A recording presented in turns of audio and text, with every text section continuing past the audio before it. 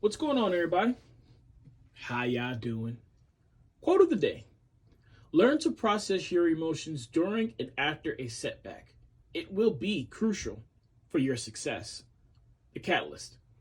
Song of the day: So Far, So Fake by Pierce the Veil. So forgive me because this will kind of be a long video. It's a lot right there that this quote means to me and that I like to try to emphasize and highlight with this quote. The thing about a setback, a loss, not getting the result that you want from a situation is it brings about a lot of emotions.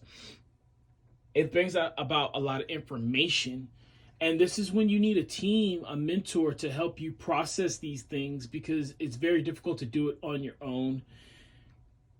There's so many sides of the spectrum when it comes to this thing. I've seen people it go all over the place. I've seen where some they internalize it. They completely destroy themselves when they have a setback and say that it's their fault. They're the ones that let people down. They're the reason why they are what they are. They are where they are. I've seen people go the other route where they say it's their coach's fault, it's their team's fault, it's the ref's fault, it's the industry's fault, it's the system's fault. They'll go all across and all around the board, blaming others for the setback or the loss. And then I've also seen where people are like indifferent about the loss, almost numb to it. All of these emotions and scenarios must be addressed in a different light. If you're going to put the blame on yourself, then do it in a positive light. By that I mean you're gonna say it's your fault that you came up short, and you need to take responsibility for those things that you didn't take responsibility before.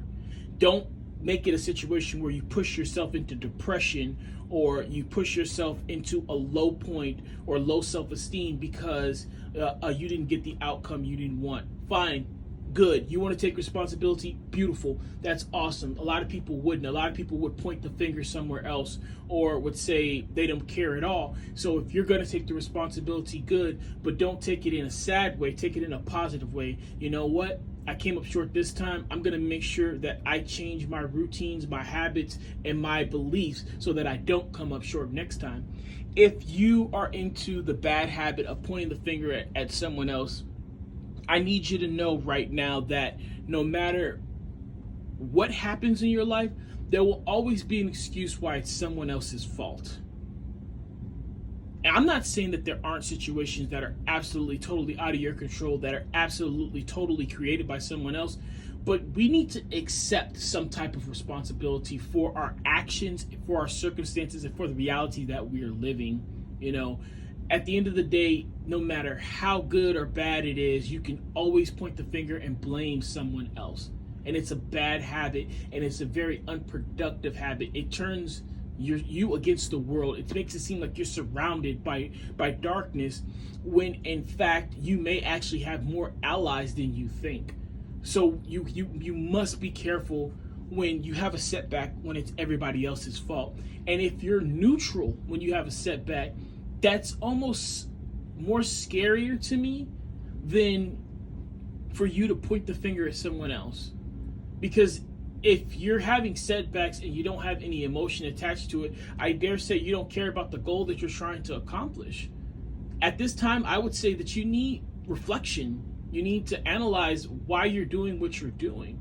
If you don't care if you win or lose, it might be time to look for something else to invest your time in.